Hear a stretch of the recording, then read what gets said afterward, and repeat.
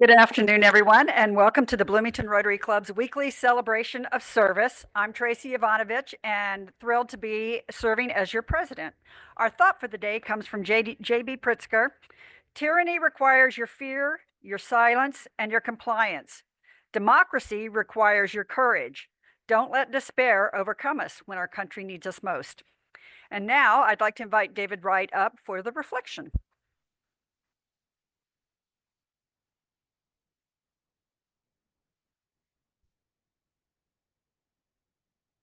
It's the 4th of July, 20 years ago, and we're hosting a puppet making station for the Family Fest next to the canal in downtown Indianapolis. And for the first hour, everything is great. And then I see it, disaster looming on the horizon. Foreboding despair. Now, this is before smartphones, so I only have my intuition to guide me, but I've been within 3 miles of a tornado 5 times in my life. And I know the warning signs when I see them.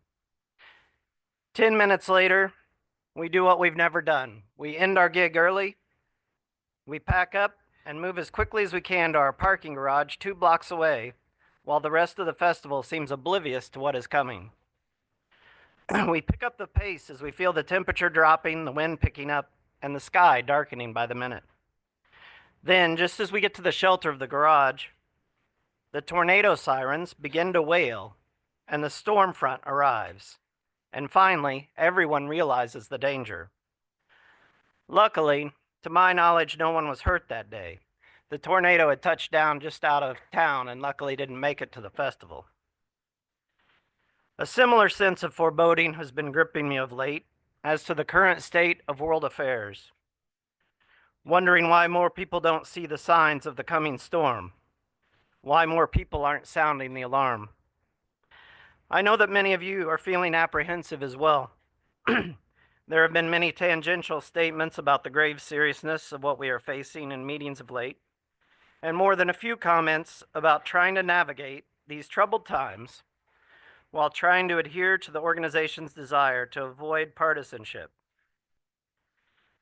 I would like to humbly suggest that the path forward is to follow, like the old navigators of old, our North Star, the unifying principles we all share, the identity of this organization, and the 4-way test we recite at the close of every meeting. For this is an organization that is a reflection of all humanity, accepting people regardless of nationality, religion, ethnicity, gender, and yes, political affiliation. This can be concisely stated in one word: diversity. And we believe in asking, is it fair to all concerned? This can be summarized in a single word as well: equity. And we believe in asking, is it beneficial to all concerned? This can be summarized in a word: inclusion. It is a sad fact, though, that not everyone outside the organization shares these beliefs. That there are those who don't just fail to uphold these values, but lie about them, mock them, and attempt to discredit them on a nearly daily basis. There are those who have organized behind the scenes to undo the decades of progress in moving towards them, who seek to make us uncomfortable to speak out in favor of them, and who even wholly seek to dismantle the policies and organizations that support them. And what's worse, many of these same people are influencing and occupying extremely powerful positions, both in government and business. The country, the international community, and the vulnerable are in desperate need of principled leadership to stand up to this growing threat. Coincidentally, that is another trait that defines this organization. So in closing, I'd like to suggest we recognize this critical moment in history for what it is and unite together to find a way to help defend our shared values instead of continuing to face this alone. The storm is upon us. The core principles of this organization are under siege. The time has come for us to speak our truth and act on it. In everything we think, do, and say, we must stand strong together.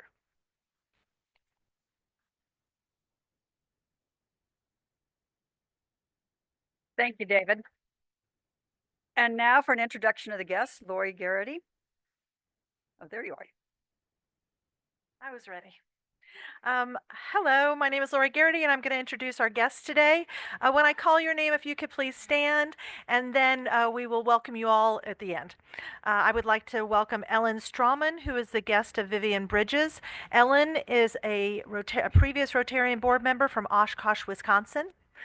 I'd like to welcome Luka Jovanovic, who's a guest of Tracy. And I saw him leave, actually.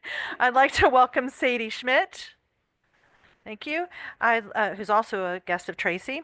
Sarah Mincy, who is a guest of Bill Brown. Bob Bernacki, a friend of Tim friend and a guest of Tim Jensen.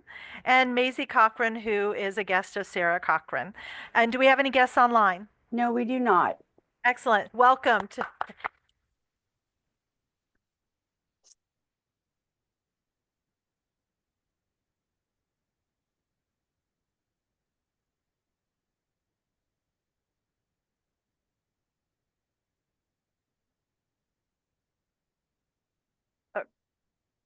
All right. Great. Thank you.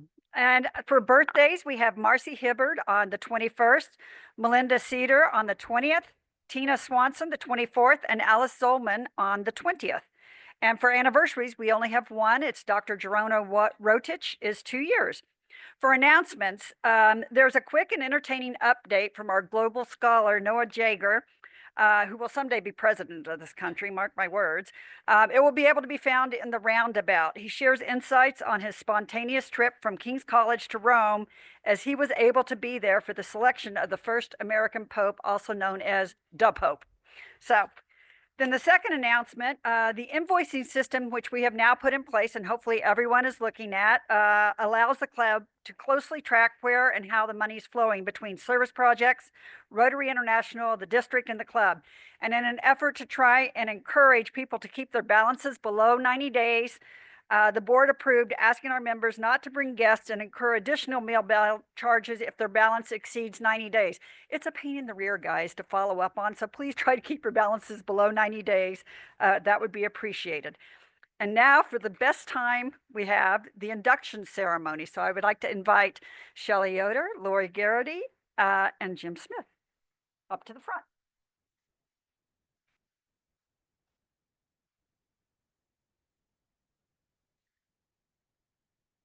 Right here.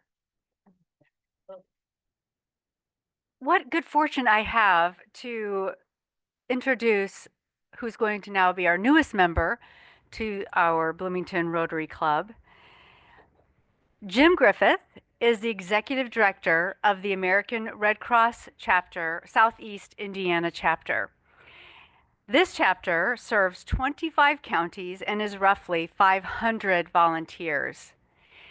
I met Jim this session a few months ago when I chaired the blood drive for the Indiana Senate. And I did not realize at the time that Jim was our new executive director for Monroe County. And we became friends. And so that was maybe March. And then he and I, at that time, we had this conversation about an incredible program that the Red Cross does where they go around and put it Save a Life campaign. Is that right? Sound the alarm. Sound the alarm campaign, where we put smoke detectors in people's homes for free and go canvassing, knocking on doors, identify neighborhoods in need, and spend an entire day putting in smoke detectors. And so Jim and I did this 3 weeks ago, partnering with the Monroe Fire Protection District. And we put in, I know me and my partner, we installed 8 smoke detectors that day and went canvassing to many more doors, knocking on doors, seeing if they needed a fire plan. And so I got to know Jim. We worked together. Then we found out we actually are from the same place in Indiana, which was incredible, and graduated around the same time and knew all of these amazing people. Where they are today, we don't know, but that was another connection. And then this past weekend, being able to work together and watch him do his thing in disaster response was truly extraordinary. Jim's wife, Dr. Michelle Griffith, is a lieutenant colonel in the U.S. Army, currently stationed in the U.S. Military Academy at West Point, New York. They have 2 adult sons, Cameron, 31, Parker, 25. Cameron is also an officer in the U.S. Army, currently attending Captain's Career Course at Fort Sill, Oklahoma. Parker works for Target Corporation in Columbia, South Carolina, and is an excellent musician. Jim first joined the American Red Cross in 2006 as the executive director of the Huntington County chapter in Northeast Indiana.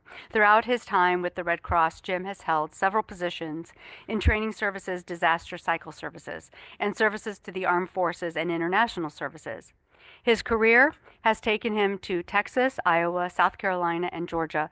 Most recently, Jim served as the site lead at the Red Cross office at the Baghdad Diplomatic Support Center in Iraq as part of the Service to the Armed Forces mobile team.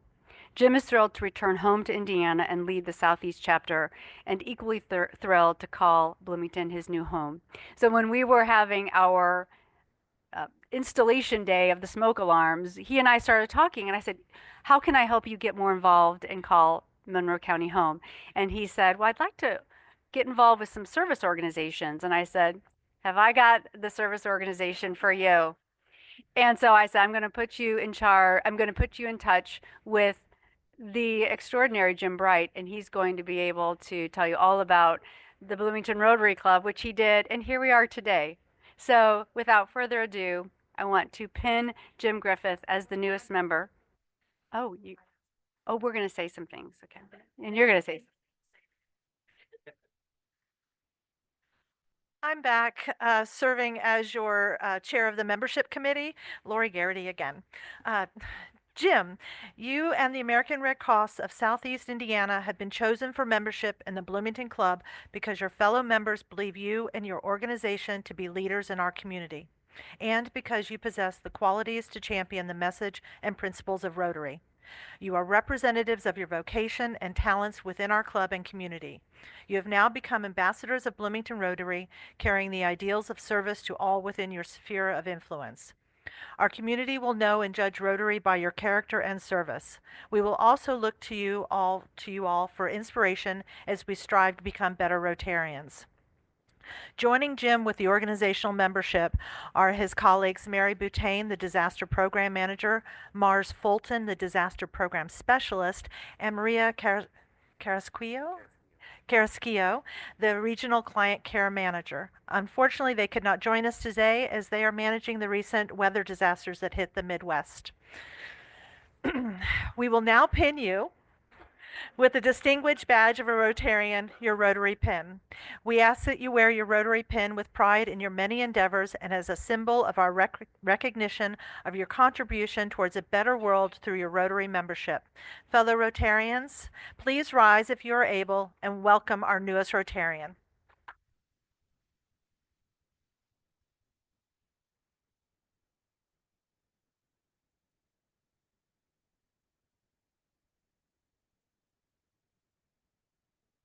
That is like fortuitous. So having Shelli, the way you all met, and then thank goodness you were here for this weekend. I know it must have been incredible. And we're very blessed to have you be part of the club. All right, on that, Mr. Jessen, if you could introduce our program. I get the great privilege of introducing Shelli, and I'm not going to tell you about all her legislative accomplishments and her service to the community, but I'm going to maybe tell you 3 facts that you don't know about her. Maybe some of you do. She grew up in the wonderful community of Shipshewana in northern Indiana. Anybody know Shipshewana? And it's a Mennonite and Amish community, and she brings those peacemaking values to her work in the state legislature. The second thing I want you to know is that she has a theological education from Vanderbilt University, and very soon she will be ordained as a minister in the United Church of Christ. So she has a theological background and the peacemaking background, and she is so very well equipped to serve us and to serve our community and our state. Now, the third thing I want to tell you is that she and I joined Rotary on the very same day. And don't you know that really improved the picture 150%. Thank you, Shelli, for coming and for serving with us as a Rotarian and all those other things that I could say, but I don't have time to. So have the floor.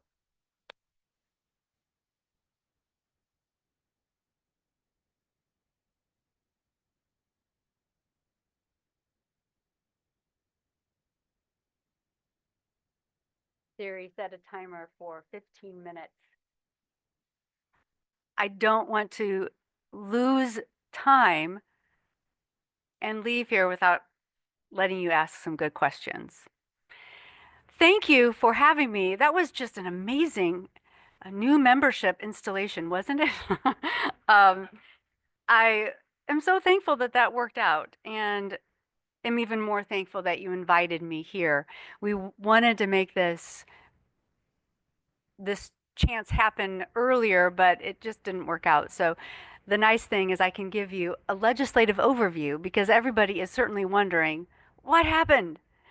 And that's what I hope to accomplish today, is to give you a little overview of the good, the bad, and the ugly. So let's get started. First, thank you for the invitation to speak. And as your state senator representing Monroe County, I just want to say that I believe it's critical that you know what happens in the State House, and that I make myself available for you to better understand the impact and ways that you can engage your state legislators and the legislature, as well as legislation that gets filed and discussed. I appreciate so much the Rotary's commitment to service. And as I said earlier when I was introducing our new member, Jim, when he expressed an interest to join a civic service organization, it was simply, hands down, I knew where he would fit best. It's not just that you put into action the words that you say at the close of every session, but it's the fact that we are growing and vibrant and reflect our community. That is truly an important aspect of this club. So I'm here to offer some informative look at the legislative session and what we got right, what went wrong, and what we will be working on next. So the policies that were passed at the State House aren't just abstract ideas. I'm going to go to,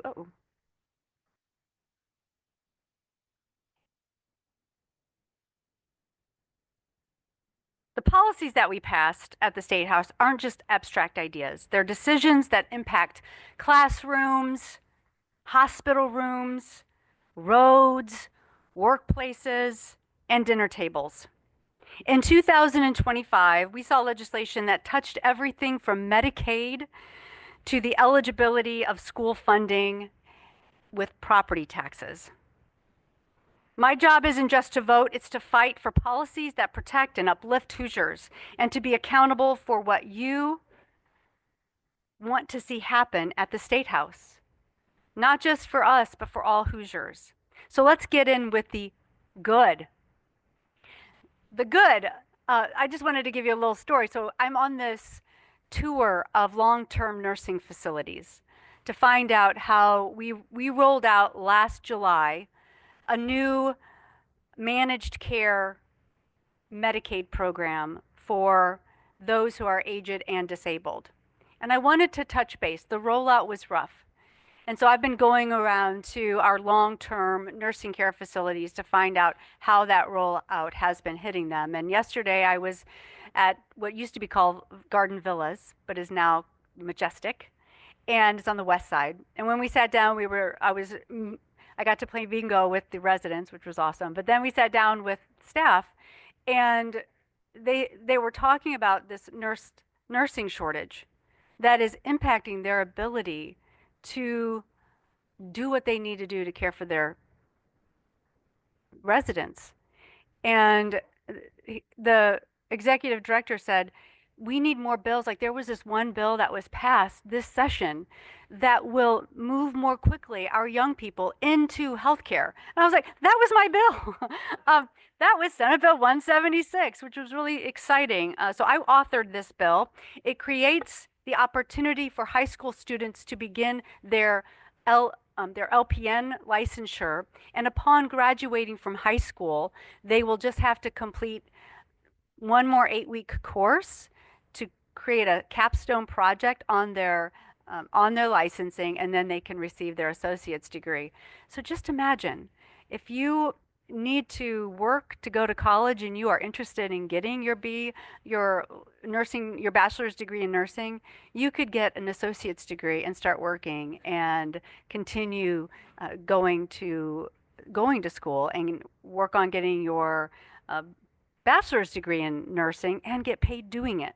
It was a win-win, unanimous all the way, and the governor has since signed that bill into law, which was really great for healthcare and for education. Another bill is Senate Bill 463, which is Child Care Matters Bill.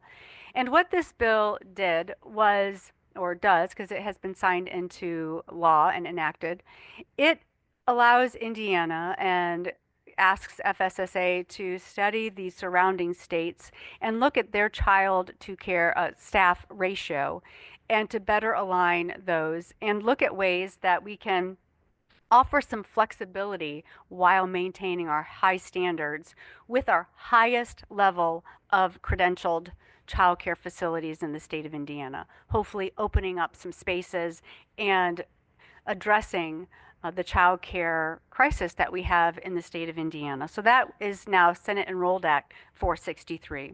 We also passed bills that expanded support for the Indiana National Guard and strengthened in-home care for older Hoosiers.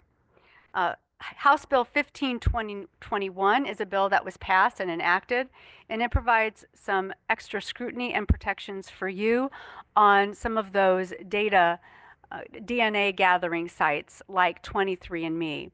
Once these sites perhaps are bought and sold or go bankrupt, your information is out there. And so we put in place some privacy protections for your genetic material to make sure that that information is not misused in any way, or any way that could be used harmfully against you. Let's see here. Okay, I see it's just going a little slowly. Great. Senate Bill 74. So we had a Lifeline bill, and that was actually a bill that my predecessor worked on before, two state senators before me. Vi Simpson was very much involved in creating the first Lifeline bill. But we missed some opportunities with that bill. In order to get that bill passed, it needed to be Lifeline light. And this session, we were able to expand those protections for young people who are trying to do the right thing in calling for help, but not risking arrest or any kind of ill backlash towards them in making that call. And so we were able to get that bill signed into law, and that was Senate Bill 74. Senate Bill 142 worked on eviction issues, actually giving some renters rights in a space where Indiana doesn't have many renter protections. But with Senate Enrolled Act 142, we put into a code some protections for renters. House Bill 1167, another piece of good news. It allows fentanyl strips to not be labeled as drug paraphernalia. allowing people to have these in order to test any surface or products to see if they're fentanyl free, to reduce the numbers of overdoses and deaths in the state of Indiana. We've tried to pass this bill for the last 3 years, and finally this year we were successful.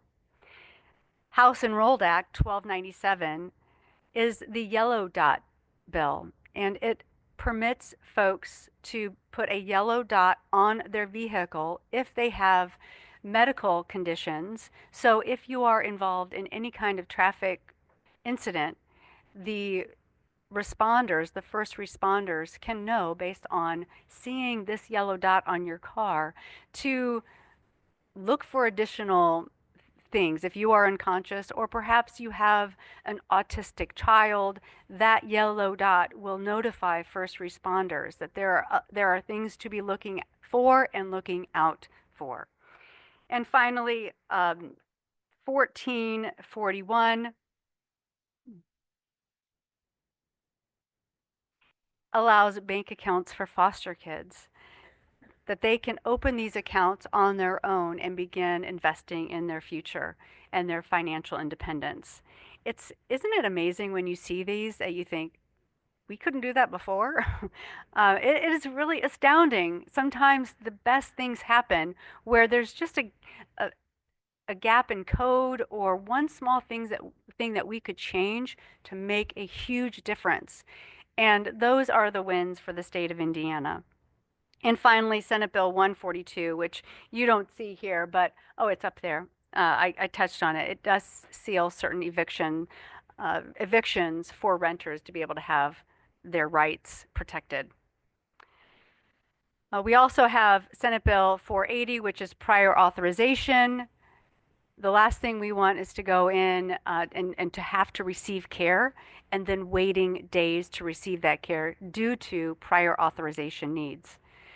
House Enrolled Act 1453 ensures some cancer research from pediatric cancer to breast cancer. And then 1572 ensures hearing aids to be fitted by licensed professionals. My mother, I will tell you, this was not my bill, but thank goodness for House Enrolled Act 1572, because there are bad players out there that take advantage of our seniors in our state. And in the space of hearing aids, that is one space that they have been making money off of seniors. So let's spend a few minutes talking about the bad. So Senate Bill 2 was a measure to address the Medicaid expansion that occurred during COVID. Indiana was one of the states that expanded access to health care by expanding our Indiana HIP program. It will end those COVID era expansions. And in doing so, they had to come up with how will we, kick people off of Medicaid? How will we do that? So the initial bill put an artificial cap of 500,000 people in the state of Indiana. 2 million individuals are on Medicaid. So it was going to artificially cap that to 500,000. And it was going to also put in an employment. To be eligible, you had to be working or volunteering a certain number of hours in a certain way. That stipulation was going to be required to be on the expansion of Medicaid.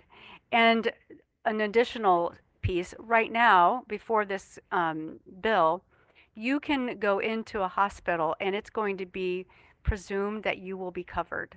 And then they find out ways, how are we going to pay for it? So if you don't have private insurance, the hospital is going to presume that you are Medicaid eligible. That presumption now is no longer. The employment requirement is now enacted. We were able to take out the artificial cap of 500,000, but they did put a cap on how much can be spent. So it's literally a wash. The challenge with the employment eligibility is that I want to spend a little bit. The challenge with the employment eligibility is the majority of adults who are able-bodied, who do not make enough money but are in need of health care, they are already working. Prosperity Indiana did a research in 2023 and found that 1 in every 4 Hoosiers earn $15 or less. 1 in every 4 working Hoosiers earn $15 or less. So our individuals who are eligible, who had been eligible and on Medicaid expansion, they were already working. The majority, 83% of those individuals, were already working full time. It's just they're not making enough money to pay for health care. And yet they're working jobs we need them working in, teaching, professional aides in our schools, healthcare assistants, the very positions that I was talking to the long-term healthcare entities where they need help. But these individuals don't make enough to qualify for Medicaid going forward. So this is going to drive up costs for healthcare because they're going to wait longer. They're not going to seek out help, and most likely will make all of our healthcare costs even that much greater. So let's talk about Senate Bill 289, the ugly. So 289 is David, where are you? You might be behind it. There you are. You were talking about DEI, and the Senate Enrolled Act 289 was the bill that was deemed the anti-DEI bill. It was the non-discrimination in employment and education bill. And it does require the removal of any DEI education out of our public education spaces as well as in employment. And it does dismantle decades of progress that we have made to eliminate and to address important isms like sexism and racism and anti-Semitism and ableism and ageism. I could go on, but these are the kinds of programs and initiatives that many employers and schools across the state have engaged and prioritized in order to attract a vibrant workforce, in order to be competitive in the global workplace. And 289 does dismantle that. It also undermines efforts to recruit teachers of color. We have 2 really important scholarships, the Bill Crawford Scholarship and there's an additional scholarship, and I am blanking on the name. It'll come to me as soon as I walk out those doors. But those 2 scholarships are 100% focused on getting dollars to students of color who want to go into teaching, because this state values that representation does matter. And we need to make sure that our teachers, those who are in the classroom, reflect the citizenry of Indiana. And so those were dismantled, and in its place, what the language that was amended into the bill just identified 5 counties where students wanting to go into teaching in those 5 counties would be eligible for this money. And those 5 counties are counties that have the largest representation of the Black community. But they wouldn't say that. They just kept saying these 5 counties are underserved. And to press legislators on, well, what is the definition of underserved in those counties? Because we made that list to be those 5 counties. That's why they're underserved. It was this circular argument that they're on the list, so therefore they must be underserved. They're underserved because they're on the list. Dancing around the truth that we have this notion now, 289 honestly is introducing this notion of color blindness in this state. And I like to say it's a it's a fast race backwards in destabilizing education. So 289 is a step backwards for our state, but it was successfully enrolled and is now Senate Enrolled Act 289. Senate House Enrolled Act 1515. I know this is a bill that kind of isn't as exciting as 289. We heard a lot about 289. Journalists wrote about 289. Not a lot of journalists wrote about 1515. But what 1515 does is it actually removes any kind of local control from any outside charter wanting to come in and declare a school in your community. So zero transparency, accountability, or oversight. So 1515, along with Senate Bill 1, which I will get to it in terms of property taxes, Senate Bill 1, it requires all schools within a school district to share property tax dollars. So Indiana is now saying, come on in to Indiana, private charters, and pick your spot because you are guaranteed a revenue source because we are requiring property taxes be shared with all charter schools with zero to no oversight. And so this is a race backwards to privatization of education in the state of Indiana.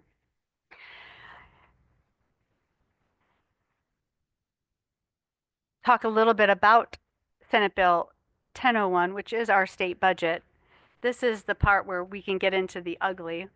Senate Bill 1001 was a true missed opportunity. We get our last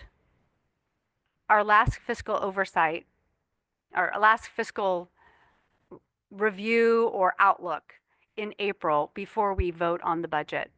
And when we received those numbers, it was $2.5 billion short. And where those dollars were made up, it was unclear.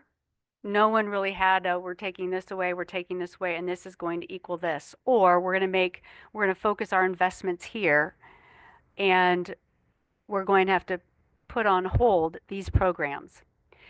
Well, what happened was, what we found out was programs that are near and dear to us, like funding public education, defunded. We had a defunding of most of our food banks are going to be stretched thinner. Defunding of our arts programs in Indiana were defunded. Our civil rights commissions removed. I served on the Women's Commission, and that was removed entirely from the budget. And what was kept was we are the first state in the union to be a 100% private school voucher state. 100%. So we were already leading in the country with funding private school education. But with this last budget, at a time when we saw that we were at a $2.5 billion shortage, the legislature made a decision to still go full steam ahead and be the first state to fully fund private education for families who want to send their children to private education. The families that weren't defined as eligible for a choice scholarship, that now in this budget will receive a choice scholarship, will be all families making $250,000 or more. So in a time when everyone else is being asked to do more with less, we are giving money to families who are making $250,000 or more to send their children, which they were already most likely going to send their kids to private school, without that oversight, without any accountability in how those dollars get spent. So that is a true missed opportunity in House Enroll Act 1001. the state budget. It also failed to fund our Medicaid wait list when it comes to getting access to Medicaid. It also did not fully address our child care wait list crisis in the state of Indiana. And it pretty much leaves our virtual charter schools unaccountable. It guts, as I said, public broadcasting, and as we are all, if you aren't aware, at the last minute without any public oversight, no public discourse, zero debate. I use faculty governance, I use alumni elections, I use alumni participation in the Board of Trustees removed in House Enrolled Act 1001. Overnight, it was announced, we found out at about 10 o'clock in the evening. That next day, we were voting on the budget. It was amended into the budget that IU, unlike any other state institution, state university in Indiana, 100% of the Board of Trustees would be at the appointment of the governor. And that sent ripples out throughout Indiana and really across the world. Now, IU has one of the largest living alumni in the world.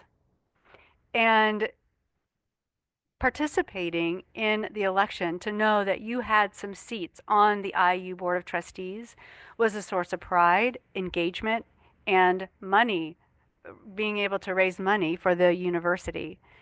This move was not only a government overreach, but it really took away the voice and the power of alumni who love and care deeply about their alma mater and all who have worked to make IU the great institution that it is. All of these policies really work together to, as I said, destabilize and weaken our education system in the state of Indiana. And that will continue to be a real focus, and I'm anxious to hear what you have to say.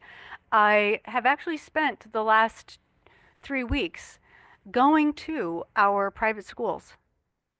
I want to hear from them because they put all together a full court press on wanting full funding of vouchers. And it was important to me to go there and find out. I guess I want to know, where's the disconnect here? You know, are you hurting? Do you need to go larger? And those conversations have been good. I am not saying that our private schools here are not worthy of investment, of students choosing those private schools. That is not what I am saying. And we are blessed to have great charter schools like the Project School. But what we've done as a state is fiscally irresponsible and dangerous because there will be no oversight in the privatization of education in the state of Indiana. And we had those honest conversations with staff and faculty and families in this district. I have made that a priority. A couple other things. We successfully politicized our school boards. Senate Bill 287 will provide the opportunity for people to declare a party when they run for school board. And Senate Bill 10, students can no longer use their IDs to vote. That was really a setback for students who they can't register with their student ID to vote, but they can vote, show proof of residency when they do vote. And Senate Bill 10 now voids that opportunity out for our students. And finally, Senate Bill 1. Senate Bill 1 was messaged as the property tax relief bill. Let me tell you, when you have 1 in every 4 Hoosiers making $15 or less, Hoosiers are hurting. I get this. It makes sense. You want relief. And so there was a push to have property tax relief. But what ended up passing was not relief, that folks who need it most are going to get it. As a matter of fact, fiscal analysts have now shown that our working and middle class families who need the property tax relief the most are going to see on average, about $50 to $100 in their tax break on their property taxes. But the shell game that went on, Senate Bill 1, while it's providing property tax relief, at the same time, it's asking local electeds to address the shortfall with their local income taxes.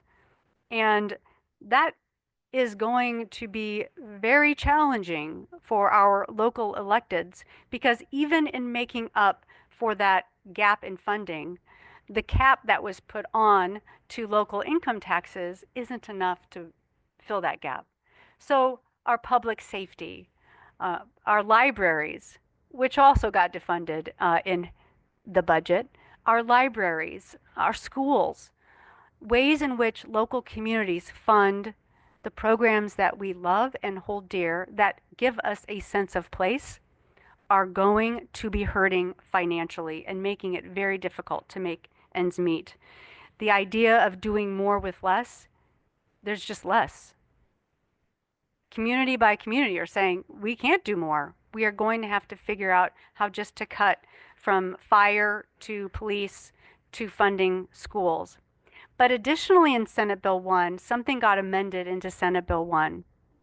Another bill that did not make it through the process was amended into Senate Bill 1, and that's the bill that requires sharing of property taxes, sharing of referendum dollars. When a referendum gets passed for public school support in communities, in school districts, those dollars must be shared with every charter in that school district. The challenge with this is, if you have a community that loves their public schools, in Indiana, we love our public schools. Over 90% of families send their kids to public schools.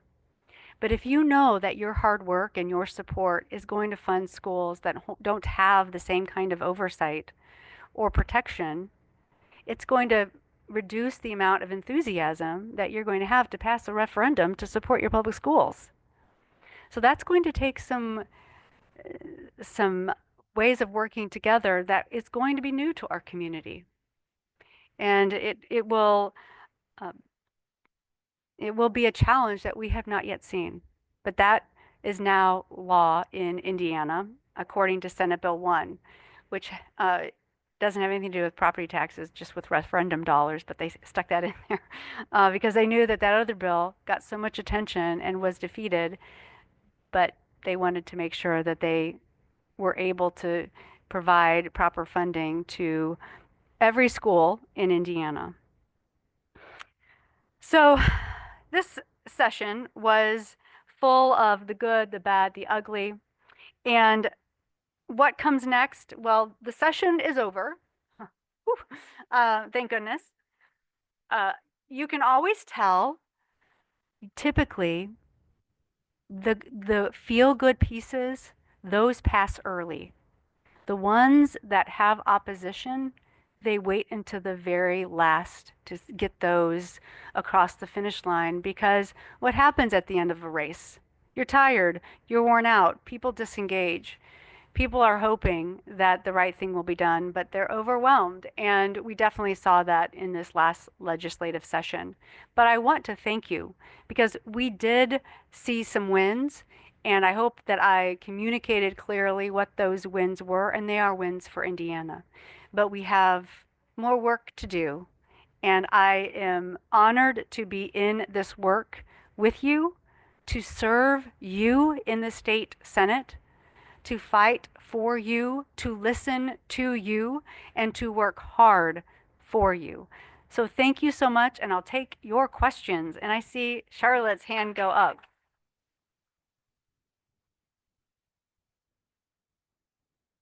First of all, thank you very much, not only for the fine presentation, but for the work you've done for us. But I want to say we can't look down. We have to keep our heads up and looking forward.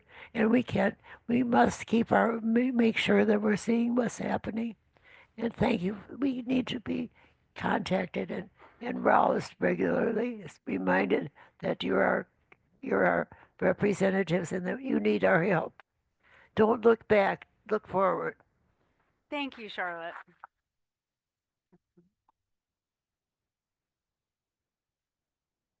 Shelli, what do you think was at the root of Governor Braun taking over the trustees? I've asked that question to as many people who I thought could provide that information, and even to the governor himself. And I've not gotten any clear answer, but it definitely has to be somebody who has power. But that's not it. It has to be somebody who has money. Because you hear these rumblings. I mean, this is even a step further than, let's say, Ball State and Purdue. They don't have elections like IU used to have. They have appointments. So their alumni board, they can make appointments to the board of trustees.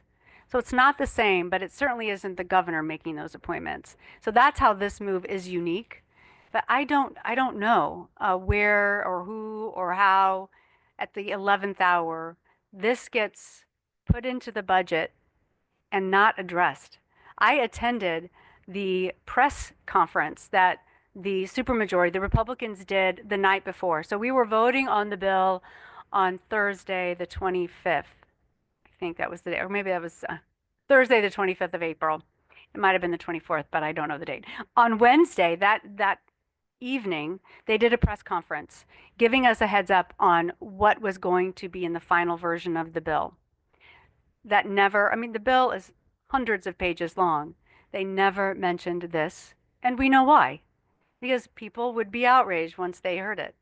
And the next, by about 10 o'clock, people had had a chance. We read the full bill, saw all the amendments, and that's when the texts, the calls, the emails of, can this be true? Is this really happening? Am I reading this right? Who did this? Started happening. But it just was not enough time to organize and mobilize and ask these important questions, have a dialogue about this to find out how, who, when. All we heard was it was a group of people who came together and felt this was important for Indiana. Shelli, in just listening to some of this and looking at all the things on the board, my question is, what is driving all of this in our state? It seems like there's such a disconnect. Are we so unique in Bloomington that we're the odd county out? I mean, most of these things seem like any normal person of either party would say, this is the wrong thing to do. So I'm just trying to understand what do you think is driving this in our state?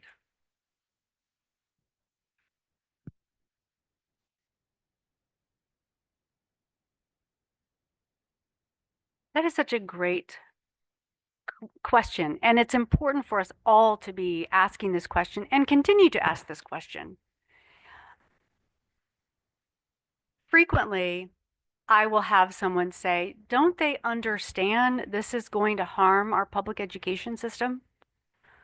And I say, yes, they do understand, because there is a disconnect in valuing something different. So how it gets spun is the value or the idea is, if it's how they message it, is messaging it with give parents the choice. Give parents the choice. So that's the value. But what doesn't add up with that argument is, if every family is eligible for a voucher, then that isn't a choice, because a private school is going to have 100% of the ability to decide who they're going to accept. If every student is eligible, then the person who is choosing is always going to be the school. Whereas your traditional public schools, they can't say, how much money does your family make? How much could you support our athletic programs or our summer camp programs? That doesn't happen. A public school is required to accept every single student and figure out a way, if they have severe special needs, they would have to figure out a way how best to educate that student. And there has, I just don't think those values are the same, or how we get there is the same. But I also know that in this last budget in 1001, for the first time, so this is only my third budget that that I've been a part of.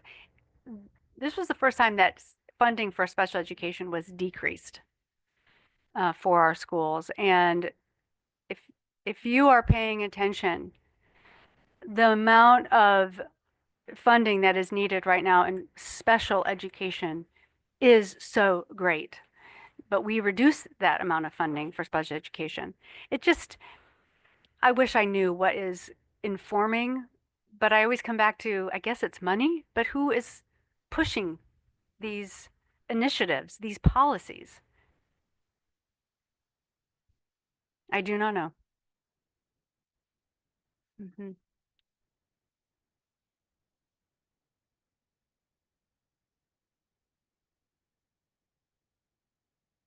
That was a great question, Mike, and what a great program. Thank you so much. In honor of that program, we will be donating $100 to the arts, to the Bloomington Symphony for the quarter. So thank you for that. As always, I want to recognize those who help bring this program to life. Our executive assistant, Natalie Blaze, our greeter, Marilyn Wood, Lori Garrity, thank you on the introductions. Actually, you double hit, so thank you for that. Leslie Kutzenkow, thank you for operating Zoom on our behalf. And David Wright, thank you for the thoughtful reflection. Bob Salzberg for doing the reporting for the roundabout. Michael for weaving and navigating in this tight room. And Tyler Martin Nichols back at the helm. Good to have you back. And on that note, Tyler is now completed his degree and looking for a real job. So congratulations. Okay, with that, our next meeting will be on the 27th in the Frangipani Room, and our speaker will be our own Caleb Poor, discussing painting a shared vision, the Duke Substation mural. Again, more art. And with that, for those who are able, please stand for the four-way test. Of the things we think, say, or do, first, is it the truth? Second, is it fair to all concerned? Third, will it build goodwill and better friendships? Fourth, will it be beneficial to all concerned? And fifth, is it fun? Thank you.